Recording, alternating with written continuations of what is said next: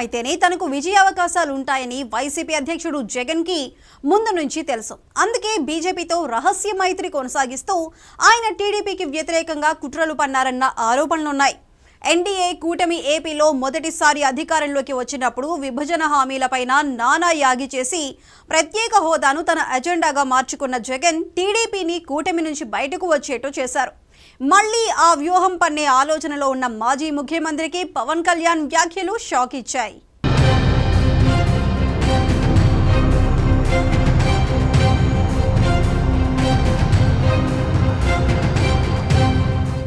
రాష్ట్ర విభజన తర్వాత జరిగిన మొదటి ఎన్నికల్లో ఖచ్చితంగా గెలుస్తామన్న ధీమాతో కనిపించారు జగన్.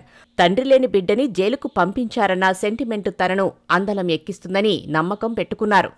అయితే అప్పట్లో టీడీపీ, బీజేపీ, జనసేన జతకట్టడంతో వైసీపీ పప్పులుడకలేదు. 2014 ఎన్నికల్లో పోటీ చేయకపోయినా ప్రచారాల్లో తనదైన ట్రెండ్ చూపించిన పవన్ కళ్యాణ్ కూటమి గెలుపులో కీలక పాత్ర పోషించారు. అప్పుడు ప్రతిపక్ష నేతగా ఉన్న జగన్ విభజన హామీల అమలు మీద నానా హడావుడి చేశారు.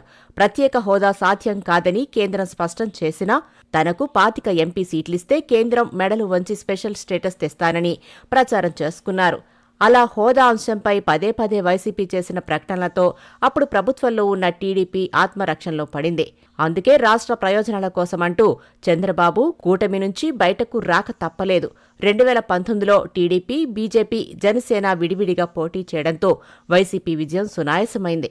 151 అసెంబ్లీ, 22 ఎంపీ సీట్లు గెలుచుకున్న జగన్ పార్టీ అధికారంలోకి వచ్చింది. అయితే కేంద్రం మెడలు వంచి ప్రత్యేక హోదా తెస్తానన్న జగన్ అధికారంలోకి వచ్చాక దాన్ని ఊసే ఎత్తలేదు. అక్రమాస్తుల కేసుల భయంతోనే కాలం గడిపారనే విమర్శలు ఉన్నాయి. చంద్రబాబును జైల్లో పరామర్శించిన పవన్ కళ్యాణ్ పొత్తు మీద చేసిన ప్రకటన వైసీపీకి పెద్ద షాకే ఇచ్చింది.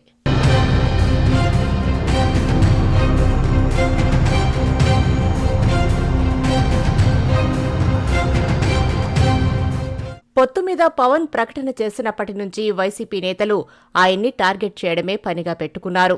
ఆఖరికి సీఎం హోదా మరిచి జగన్ స్వయంగా పవన్ పెళ్లిళ్ల గురించి మాట్లాడారు. అయితే ఆయన అప్పట్లో బీజేపీ ఆ 2 పార్టీలతో పొత్తు కుదుర్చుకోదనుకున్నారు. తీరా చూస్తే పవన్ చొరవతో బీజేపీ టీడీపీకి చేయందించింది.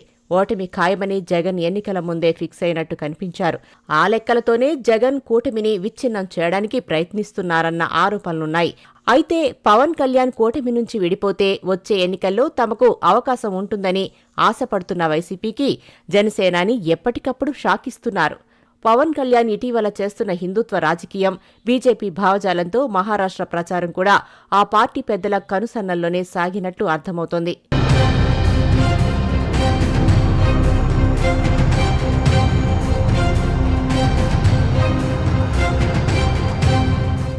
అలా బీజేపీకి దగ్గరవుతున్న పవన్ వచ్చే ఎన్నికల నాటికి టీడీపీ నుంచి విడిపోతారని వైసీపీ ఆశలు పెట్టుకున్నట్లు కనిపిస్తోంది. అయితే జగన్కి పవన్ తన మాటలతో ఎప్పటికప్పుడు షాకులిస్తూనే ఉన్నారు. ముఖ్యమంత్రిగా చంద్రబాబు దగ్గర నుంచి నేర్చుకోవాల్సింది చాలా ఉందని అందరూ అనుకుంటారు. పవన్ కళ్యాణ్ కూడా అదే అంటుంటారు. అందుకే చంద్రబాబు తప్ప మరొకరు ఈ రాష్ట్ర సీఎం అనే భావన రాకూడదని ప్రకటనలు చేస్తున్నారు. తాజాగా పవన్ కళ్యాణ్ అదే విషయాన్ని మరోసారి స్పష్టం చేశారు.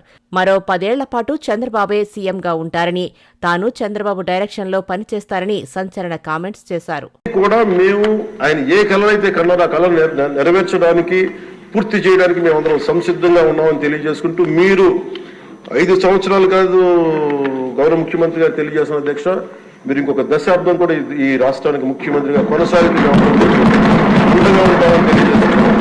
డిప్యూటీ సీఎంగా బాధ్యతలు నిర్వహిస్తున్న పవన్ తన వ్యాఖ్యలతో జగన్కి పెద్ద షాక్ ఇవ్వడంతో పాటు తన రాజకీయ పరిపక్వత చాటుకున్నారన్న అభిప్రాయం వ్యక్తమవుతోంది.